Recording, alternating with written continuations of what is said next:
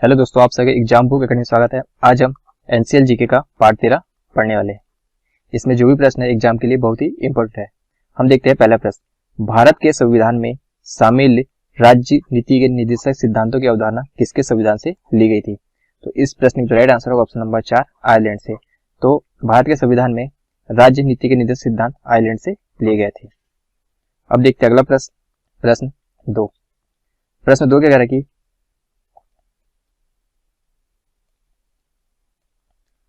विक्रमशिला विश्वविद्यालय इनमें से आज के किस राज्य में अवस्थित है? हमें बताना कि जो विक्रमशिला विश्वविद्यालय आज के किस राज्य में स्थित है? तो विक्रमशिला विश्वविद्यालय आज अभी वर्तमान में बिहार राज्य में स्थित है। किस राज्य में? तो बिहार राज्य में स्थित है। तो ऑप्शन नंबर जो 3 है इस प्रश्न का सही उत्तर है। अब देखते हैं अगला प्रश्न, प्रश्न 3। प्रश्न 3 क्या कह रहा है कि उष्ण कटिबंधीय वर्षा वन में सामान्य रूप से पाया जाने वाली पौधा है। हमें बताना कि उष्ण कटिबंधीय वर्षा वन में सामान्य रूप से पाया जाने वाला पौधा कौन सा है? तो इस प्रश्न जो राइट आंसर होगा ऑप्शन नंबर 1, आर्किड।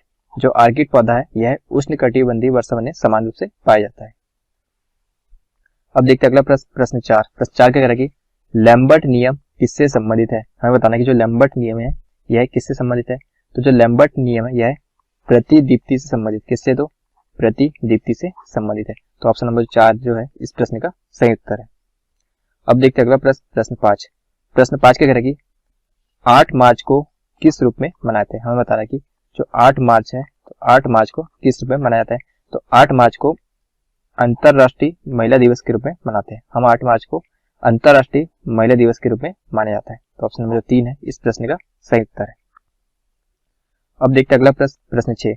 प्रश्न 6 कह रहा है कि संविधान का कौन सा भाग राज्य नीति के निर्देशक सिद्धांतों से संबंधित है? हमें बताना कि संविधान का कौन सा भाग राज्य नीति के निर्देशक सिद्धांतों से संबंधित है?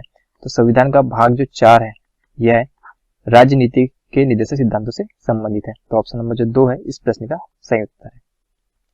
अब देखते हैं अगला प्रश्न, प्रश्न 7। प्रश्न 7 क्या कह रहा है कि धर्मत का युद्ध निम्न में से किनके बीच लड़ा गया? हमें बताना कि जो धर्मत का जो युद्ध है यह किनके बीच लड़ा गया? तो इस प्रश्न का जो राइट आंसर होगा ऑप्शन नंबर 3, औरंगजेब तथा दादा सिरों के बीच। जो धर्मत का युद्ध है यह औरंगजेब और दादा सिरों के बीच लड़ा गया। अब देखते हैं अगला प्रश्न, प्रश्न 8। प्रश्न 8 क्या कह रहा है कि भारत में मृदा का सबसे व्यापक तथा सर्वाधिक उपजाऊ प्रकार कौन सा है? हमें बताना कि भारत में मृदा का सबसे व्यापक और सर्वाधिक उपजाऊ प्रकार कौन सा है? तो इस प्रश्न जो राइट आंसर होगा ऑप्शन नंबर 1, जलोढ़ मिट्टी। तो भारत में जो जलोढ़ मिट्टी है इसका सबसे व्यापक और सर्वाधिक उपजाऊ होता है। अब देखते हैं अगला प्रश्न, प्रश्न 9। प्रश्न 9 क्या कह रहा है कि सूर्य से पृथ्वी तक प्रकाश को पहुंचने में कितना समय लगता है? हमें बताना कि सूर्य से प्रकाश को पृथ्वी तक पहुंचने में कितना समय लगता है? तो 8 मिनट और 16.6 सेकंड का समय लगता है। तो ऑप्शन नंबर जो 4 होगा इस प्रश्न का सही उत्तर है। अब देखते हैं अगला प्रश्न, प्रश्न 10। प्रश्न 10 क्या कह रहा है कि भारत के प्रथम उप प्रधानमंत्री कौन थे? हमें बताना कि भारत के प्रथम उप प्रधानमंत्री कौन थे? तो इस प्रश्न जो राइट आंसर होगा ऑप्शन नंबर 1, सरदार वल्लभ भाई पटेल। तो भारत के प्रथम उप प्रधानमंत्री सरदार वल्लभ भाई पटेल थे। अब देखते हैं अगला प्रश्न, प्रश्न 11। प्रश्न 11 क्या कह रहा है कि इंटरनेट द्वारा किसी भी सर्विस के लिए आरक्षण करना है। हमें बताना कि इंटरनेट द्वारा किसी भी सर्विस के लिए आरक्षण करना क्या कहलाता है? तो इसे ई रिजर्वेशन कहा जाता है। क्या कहा जाता है? तो इसे ई रिजर्वेशन कहा जाता है। तो ऑप्शन नंबर 4 जो है इस प्रश्न का सही उत्तर है। अब देखते हैं अगला प्रश्न, प्रश्न 12।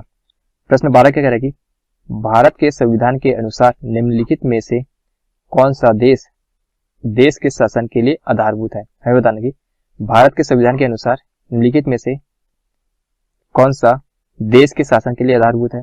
तो इस प्रश्न का राइट आंसर होगा ऑप्शन नंबर 3, राज्य की नीति के निर्देशक तत्व। जो राज्य के नीति के निर्देशक जो तत्व है यह देश के शासन के लिए आधारभूत है। अब देखते हैं अगला प्रश्न, प्रश्न 13। प्रश्न 13 क्या कह रहा है कि भारत में प्रथम मुस्लिम आक्रमणकारी था। हमें बताना कि भारत में प्रथम मुस्लिम आक्रमणकारी कौन था?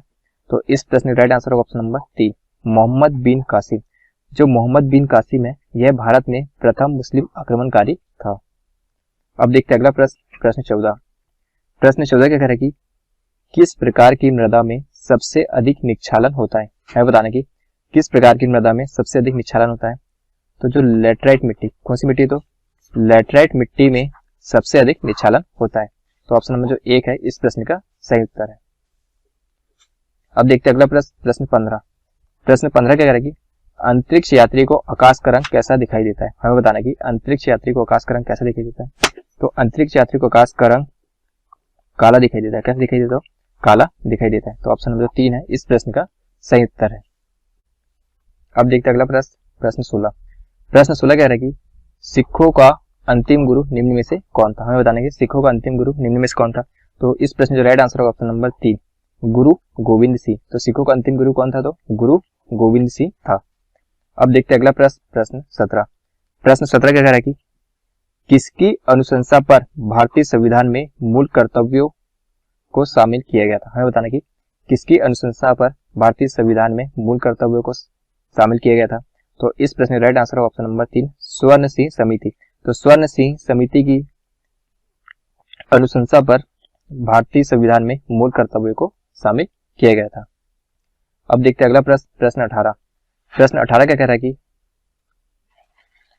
महमूद गजनवी का दरबारी इतिहासकार कौन था। हमें बताना कि महमूद गजनवी का दरबारी इतिहासकार कौन था। तो इस प्रश्न का राइट आंसर ऑप्शन नंबर 2, उद्बी। तो महमूद गजनवी का दरबारी इतिहासकार उद्बी था। अब देखते हैं अगला प्रश्न, प्रश्न 19। प्रश्न 19 क्या कह रहा है कि सबसे अधिक जलधारण क्षमता किसमें होती है। हमें बताना कि सबसे अधिक जलधारण क्षमता किस मिट्टी में होती है। तो इस प्रश्न राइट आंसर ऑप्शन नंबर 3, चिकनी मिट्टी। जो चिकनी मिट्टी है इसमें सबसे अधिक जलधारण क्षमता होती है। अब देखते हैं अगला प्रश्न, प्रश्न 20। प्रश्न 20 क्या कह रहा है कि विद्युत बल्ब का फिलामेंट किससे बना होता है। हमें बताना कि विद्युत बल्ब का फिलामेंट किससे बना होता है। तो इस प्रश्न जो right answer option number 4, tungsten से। जो टंगस्टन है इससे विद्युत बल्ब का फिलामेंट बनता है।